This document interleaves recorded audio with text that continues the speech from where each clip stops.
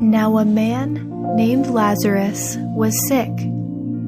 He was from Bethany, the village of Mary and her sister Martha. This Mary, whose brother Lazarus now lay sick, was the same one who poured perfume on the Lord and wiped his feet with her hair. So the sisters sent word to Jesus, "Lord, the one you love is sick." When he heard this, Jesus said, "This sickness will not end in death. No, it is for God's glory, so that God's Son may be glorified through it." Now Jesus loved Martha and her sister and Lazarus. So when he heard that Lazarus was sick, he stayed where he was 2 more days, and then he said to his disciples, "Let's go back to Judea." "But Rabbi," they said, "a short while ago the Jews were trying to stone you, and yet you are going back?" Jesus answered, "Are there not 12 hours of daylight? Anyone who walks in the daytime will not stumble, for they see by this world's light. It is when a person walks at night that they stumble, for they have no light." After he said this, he went on to tell them, "Our friend Lazarus has fallen asleep, but I am going there to wake him up." His disciples replied, "Lord, if he sleeps, he will get better." Jesus had been speaking of his death, but his disciples thought he meant natural sleep. So then he told them plainly, "Lazarus is dead, and for your sake I am glad I was not there, so that you may believe. But let us go to him."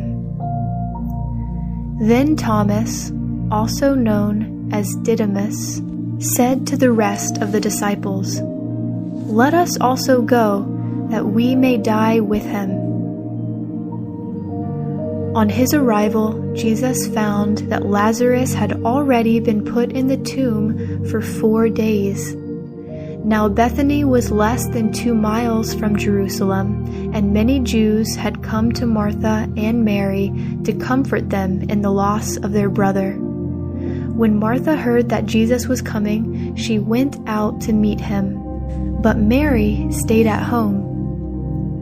"Lord," Martha said to Jesus, "if you had been here, my brother would not have died. But I know that even now, God will give you whatever you ask." Jesus said to her, "Your brother will rise again." Martha answered, "I know he will rise again in the resurrection at the last day." Jesus said to her, "I am the resurrection and the life. The one who believes in me will live, even though they die, and whoever lives by believing in me will never die. Do you believe this?" "Yes, Lord," she replied. "I believe that you are the Messiah, the Son of God, who is to come into the world." After she said this, she went back and called her sister Mary aside. "The teacher is here," she said, "and is asking for you." When Mary heard this, she got up quickly and went to him. Now Jesus had not yet entered the village, but was still at the place where Martha had met him. When the Jews who had been with Mary in the house, comforting her, noticed how quickly she got up and went out, they followed her, supposing she was going to the tomb to mourn there. When Mary reached the place where Jesus was and saw him, she fell at his feet and said, "Lord, if you had been here, my brother would not have died." When Jesus saw her weeping, and the Jews who had come along with her also weeping, he was deeply moved in spirit and troubled. "Where have you laid him?" he asked. "Come and see, Lord," they replied. Jesus wept. Then the Jews said, "See how he loved him." But some of them said, "Could not he who opened the eyes of the blind have kept this man from dying?" Jesus, once more deeply moved, came to the tomb. It was a cave with a stone laid across the entrance. "Take away the stone," he said.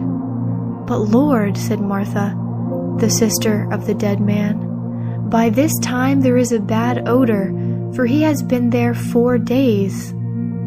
Then Jesus said, "Did I not tell you that if you believe, you will see the glory of God?" So they took away the stone. Then Jesus looked up and said, "Father, I thank you that you have heard me. I knew that you always hear me, but I said this for the benefit of the people standing here, that they may believe that you sent me." When he had said this, Jesus called in a loud voice, "Lazarus, come out!" The dead man came out, his hands and feet wrapped with strips of linen and a cloth around his face. Jesus said to them, "Take off the grave clothes and let him go." Therefore, many of the Jews who had come to visit Mary and had seen what Jesus did believed in him. But some of them went to the Pharisees and told them what Jesus had done. Then the chief priests and the Pharisees called a meeting of the Sanhedrin. "What are we accomplishing?" they asked. "Here is the man performing many signs. If we let him go on like this, everyone will believe in him, and then the Romans will come and take away both our temple and our nation." Then one of them, named Caiaphas, who was high priest that year, spoke up. "You know nothing at all.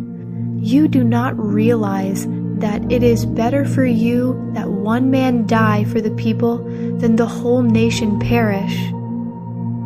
He did not say this on his own, but as high priest that year, he prophesied that Jesus would die for the Jewish nation, and not only for that nation, but also for the scattered children of God, to bring them together and to make them one. So from that day on, they plotted to take his life. Therefore, Jesus no longer moved about publicly among the people of Judea. Instead, he withdrew to a region near the wilderness, to a village called Ephraim, where he stayed with his disciples. When it was almost time for the Jewish Passover, many went up from the country to Jerusalem for their ceremonial cleansing before the Passover. They kept looking for Jesus, and as they stood in the temple courts, they asked one another, "What do you think? Isn't he coming to the festival at all?"